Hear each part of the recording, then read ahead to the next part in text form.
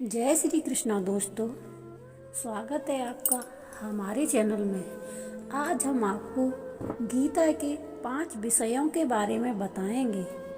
तो सुनिए, गीता के 5 विषय परिचय सहित 5 विषयों का महत्व और वे हमारे विश्व दृष्टिकोण को कैसे प्रभावित करते हैं। परिचय। अगर हम जीवन के प्रवाह से हटकर देखें कि हम क्या कर रहे हैं, तो हम अस्तित्व को देखना शुरू कर देंगे। अस्तित्व की वास्तविकता दिलचस्प है। हम कौन हैं, यह दुनिया क्या है, यह कठिनाइयों से क्यों भरी हुई है, इसका उद्गम क्या है, हम जीवित रहने के लिए इस तीव्र संघर्ष में क्यों फंसे हुए हैं, मृत्यु क्यों है। गीता उन लोगों से बात करती है जिनके विचार चिंतन के इस चरण पर पहुंच चुके हैं। अस्तित्व पर सवाल उठाने का चरण यह उन्हें जीवन के मूलभूत प्रश्नों के कुछ गहन उत्तरों से अवगत कराती है। गीता के 5 विषय भगवान कृष्ण द्वारा बताए गए सत्य हैं, जो मानवता को अस्तित्व की वास्तविकता, उसमें कैसे जीना है और उससे क्या हासिल करना है, यह समझने में मदद करते हैं। 5 विषयों का महत्व। गीता के 5 विषय हैं: ईश्वर, जीव, प्रकृति, काल और कर्म। नंबर 1 सर्वोच्च नियंत्रक, नंबर 2 जीव, नंबर 3 भौतिक प्रकृति, नंबर 4 समय, नंबर 5 कर्म। ये 5 तत्व मिलकर अस्तित्व की समग्रता का निर्माण करते हैं। इन 5 विषयों के ज्ञान से हम ऐसे चुनाव कर सकते हैं जो ब्रह्मांड के पारलौकिक उद्देश्यों के अनुरूप हों। दूसरा विकल्प भौतिक ऊर्जा के भ्रष्ट प्रभाव के तहत चुनाव करना है। हम जीवन की कठिनाइयों को शांतिपूर्वक सहन करते हुए दिव्य गंतव्य तक पहुंचने के द्वारा एक शक्तिशाली आंतरिक संतुलन प्राप्त कर सकते हैं। हम सभी अस्तित्व को लाभ पहुंचाने के सौम्य उद्देश्य की निस्वार्थ सेवा करने की आकांक्षा रखेंगे। इसका मतलब है कि हमारा दिल जीवन की खामियों को संभालने और सभी की भलाई के लिए निस्वार्थ भाव से काम करने के लिए मजबूत और बुद्धिमान होगा। वास्तव में एक महान उपलब्धि। वे हमारे दृष्टिकोण को कैसे प्रभावित करते हैं। जब हम 5 विषयों के ज्ञान से सशक्त होते हैं तो हमारी धारणाएं एक क्रांतिकारी परिवर्तन से गुजरती हैं। संपूर्ण समग्रता के संबंध में अपनी वास्तविक स्थिति जानने और अपनी शक्तियों और सीमाओं के बारे में जागरूक होने से हम बिना किसी संदेह के वास्तविकता का सामना करने में सक्षम होते हैं। जब हम भौतिक ऊर्जा, समय और कर्म के नियमों के रूप में प्रभावों के बारे में सीखते हैं तो हमें अपने जीवन की सच्ची तस्वीर मिलती है। सत्य के साथ प्रतिध्वनित होना एक बहुत ही संतुष्टिदायक अनुभव है, क्योंकि भ्रम से घृणा करना हमारा स्वभाव है। 5 विषय। भगवान श्री कृष्ण गीता के 5 विषयों की व्याख्या करते हैं। अपनी सर्वोच्च स्थिति के कारण वे सभी चीज़ों से पूरी तरह अवगत हैं।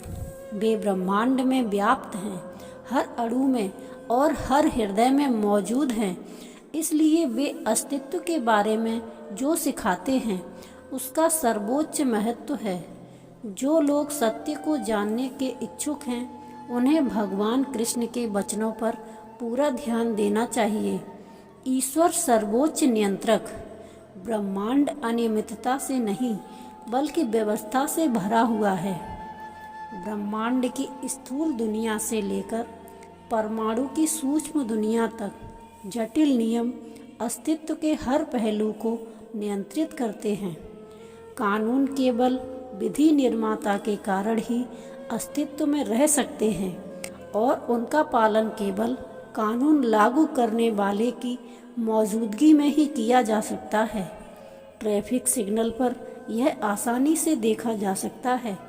यातायात कानून विधि निर्माताओं को एक समूह द्वारा बनाए जाते हैं। जिसका नेतृत्व एक नेता करता है और पुलिस कर्मियों द्वारा लागू किए जाते हैं, जिनका संचालन एक प्रमुख करता है। इससे ट्रैफिक सिग्नल पर व्यवस्था बनी रहती है। हम ब्रह्मांड में व्यवस्था देखते हैं। ग्रहों की सटीक चाल सूर्योदय और सूर्यास्त तथा ऋतुओं के आने जाने की नियमितता का कारण बनती है। विभिन्न शारीरिक रूप लाखों स्थूल और सूक्ष्म प्रणालियों से युक्त होते हैं, जो एक भव्य सामंजस्य में कार्य करते हैं। पदार्थों का विश्वसनीय भौतिक और रासायनिक व्यवहार हमें कंप्यूटर, बैटरी, इंजन, ऑटोमोबाइल, विमान और प्रौद्योगिकी की सभी विस्मयकारी रचनाएं बनाने में सक्षम बनाता है। प्रकृति में स्थिरता के साथ काम करने वाले सटीक नियमों के बिना हमारे पास ये मशीनें नहीं हो सकती थीं। गंभीरता से विचार करने पर हम आसानी से निष्कर्ष निकाल सकते हैं कि एक असीम शक्तिशाली प्राणी ने सार्वभौमिक नियम बनाए हैं और उन्हें सख्ती से लागू करता है, जिसके कारण ब्रह्मांड में सबसे बड़े और सबसे छोटे स्तर पर व्यवस्था है। गीता इस सर्वोच्च नियंत्रण की शिक्षा देती है, जिसे ईश्वर कहा जाता है।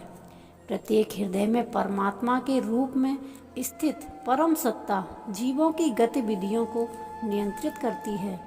उनके विचारों पर सक्रिय रूप से प्रतिक्रिया करते हुए परमात्मा उनके बीच अंतःक्रियाओं का संचालन करता है। उनकी इच्छाओं और पिछले कर्मों के प्रति परम सचेत परमात्मा व्यक्तिगत जीवों की इच्छाओं को मंजूरी देता है और उनकी परम इच्छाओं को मंजूरी देता है और उनकी परम इच्छा के अनुसार ब्रह्मांड उनके प्रयासों में सफलता या असफलता लाने के लिए कार्य करता है। भगवत गीता उस परम पुरुष की पहचान कृष्ण भगवान के पूर्ण व्यक्तित्व के रूप में करती है। जीव व्यक्तिगत आत्मा, सर्वोच्च आत्मा के अलावा छोटी छोटी आत्माएं भी हैं, जो अलग अलग शारीरिक रूपों में ब्रह्मांड में रहती हैं। हालांकि ये छोटी छोटी आत्माएं ब्रह्मांड पर नियंत्रण की इच्छा रखती हैं, लेकिन वास्तव में वे भौतिक प्रकृति, समय और कर्म के नियम द्वारा नियंत्रित होती है। ये तीन कारक आत्माओं को शरीर से पहचान करने और शारीरिक मांगों को पूरा करने के लिए काम करने के लिए प्रेरित करते हैं, लेकिन ये तीनों कारक अंततः कृष्ण के नियंत्रण में हैं। आत्माएं भौतिक सुख की विभिन्न धारणाओं के साथ एक शरीर से दूसरे शरीर में जाती हैं। जब कोई आत्मा मानव रूप प्राप्त करती है तो यह ब्रह्मांड में उसकी यात्रा का एक महत्वपूर्ण मोड़ होता है। यदि आत्मा अपने अस्तित्व को किसी ऐसे प्रामाणिक आध्यात्मिक गुरु की शरण में ले जो कृष्ण का शुद्ध भक्त हो, तो वह भौतिक उलझनों से मुक्त हो सकता है जहाँ वह वास्तव में रहता है।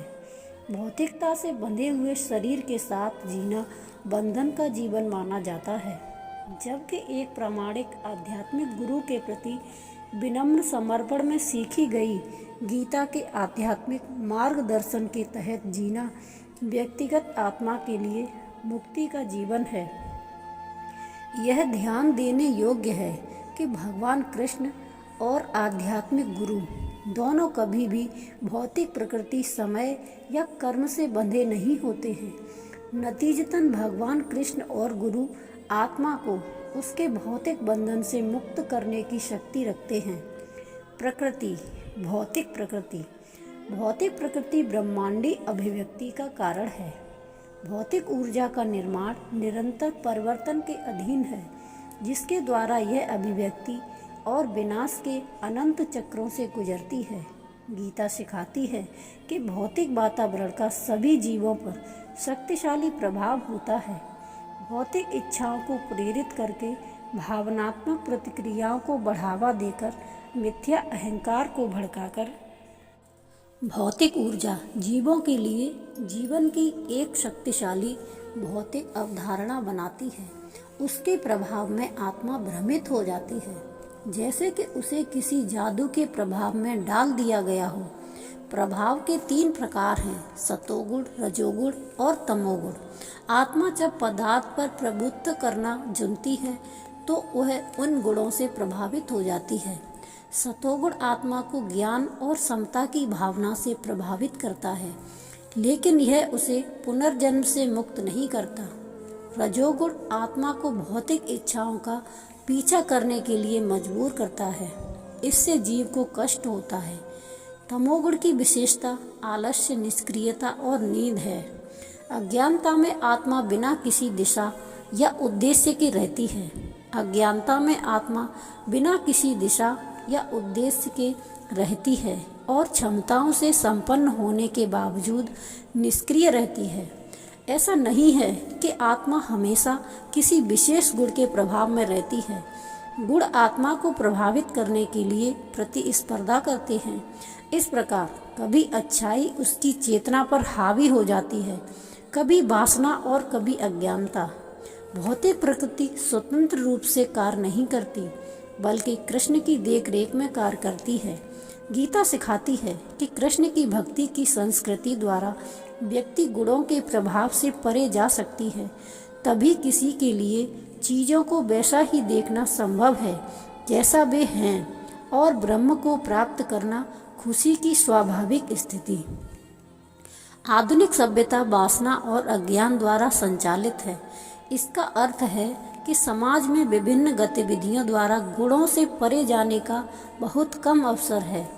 फिर भी वर्तमान परिस्थिति में भी हरे कृष्ण मंत्र के सामूहिक गायन के रूप में एक सुनहरा अवसर प्रदान किया जाता है, जिसके द्वारा निम्न गुणों से बद्ध आत्माएं भी भौतिक ऊर्जा के भ्रष्ट प्रभाव से परे जा सकती हैं। काल समय। भौतिक ब्रह्मांड कृष्ण की शक्तिशाली ऊर्जा और नियंत्रित है, जिसे काल या समय कहा जाता है। समय निरंतर आगे बढ़ता रहता है और इसे रोका नहीं जा सकता। भौतिक जगत में समय का विनाशकारी प्रभाव होता है। चीज़ें समय के प्रभाव से अस्तित्व में आती हैं और धीरे धीरे उसी प्रभाव से नष्ट हो जाती हैं।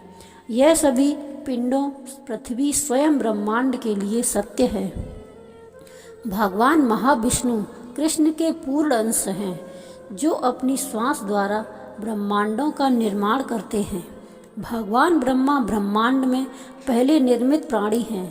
प्रत्येक ब्रह्मांड भगवान ब्रह्मा के 100 वर्षों तक अस्तित्व में रहता है। वह ब्रह्मांड के सबसे ऊपरी ग्रह में निवास करते हैं। ब्रह्मांड के निचले ग्रहों में का निर्माण और विनाश एक अवधि में होता है, जिसे 4 युगों में विभाजित किया जाता है। 4 युगों की कुल अवधि को महायुग कहा जाता है। गीता में कहा गया है कि पृथ्वी पर निचले ग्रह ब्रह्मा के बराबर 1000 महायुग ब्रह्मा के केवल 12 घंटे का गठन करते हैं। निचले ग्रह ब्रह्मा के दिन में बनाए रखे जाते हैं और उनकी रात के दौरान नष्ट हो जाते हैं। ब्रह्मा के 100 वर्षों के अंत में पूरे ब्रह्मांड का विनाश हो जाता है। भगवान कृष्ण गीता में कहते हैं कि ब्रह्मा के ग्रह को प्राप्त करने के बाद भी जन्म और मृत्यु के चक्र में वापस लौटना पड़ता है। प्रत्येक भोर भौतिकवादी व्यक्ति के जीवन में एक दिन कम कर देती है, लेकिन आध्यात्मिक उन्नति में लगे व्यक्ति के लिए प्रत्येक भोर अनंत जीवन की नई आशा लेकर आती है। कर्म, क्रिया और प्रतिक्रिया का नियम। भगवत गीता में कहा गया है कि मनुष्य अपने कर्मों के लिए उत्तरदायी है। कर्म करने की प्रकृति आत्मा में अंतर्निहित है, लेकिन शारीरिक अवधारणा के तहत आत्मा भौतिक इंद्रिय संतुष्टि के लिए गतिविधियों में संलग्न होती है। भौतिक इच्छाओं की पूर्ति के 2 तरीके हैं। शास्त्रों के अनुसार किए गए कार्य पुण्य कहलाते हैं और उनके विरुद्ध किए गए कार्य पाप माने जाते हैं। दान, तपस्या और यज्ञ करना पवित्र माना जाता है। ये क्रियाएं न केवल आत्मा को उच्च भौतिक समृद्धि की ओर ले जाती हैं, बल्कि आत्मा को भौतिक प्रदूषण से भी शुद्ध करती है। मांसाहार और अभेद संबंध, जुआ और नशा जैसे पापपूर्ण कार्यों के परिणाम स्वरूप मनुष्य का पतन होता है और नकारात्मक प्रतिक्रियाएं होती हैं जो भौतिक कष्ट लाती हैं।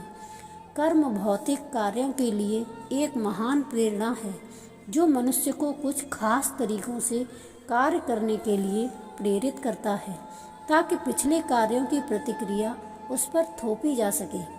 ब्रह्मांड में किसी भी प्रकार के भौतिक शरीर का होना अवशिष्ट कर्म प्रतिक्रियाओं का लक्षण है। प्रत्येक शरीर को जन्म के समय ही सुख और दुख भोगने के लिए पूर्व निर्धारित किया जाता है, क्योंकि कर्म समय के साथ प्रकट होता है। हमारे वर्तमान सुख और दुख पिछले जन्मों में किए गए कर्मों का परिणाम है। हमारे वर्तमान कर्म भविष्य के जन्मों में सुख और दुख का आधार बनते हैं। अपने पिछले जन्मों में किए गए पुण्य और पाप कर्मों के कारण हमने अनगिनत प्रतिक्रियाएं उत्पन्न की हैं, जिसके कारण ब्रह्मांड में लाखों शरीर हमारे लिए प्रतीक्षा कर रहे हैं। उदाहरण के लिए मानव समाज में गाय की हत्या को सबसे बड़ा पाप माना जाता है और शास्त्रों में कहा गया है कि यदि कोई व्यक्ति गाय का मांस खाता है तो उसे गाय के शरीर पर मौजूद प्रत्येक बाल के लिए गर्भ में 1,00,000 बार मरना पड़ता है। गाय का मांस खाने वाले को एक ऐसे भविष्य की उम्मीद करनी चाहिए जिसमें वह अनगिनत लाखों वर्षों तक दिन का उजाला नहीं देख पाएगा।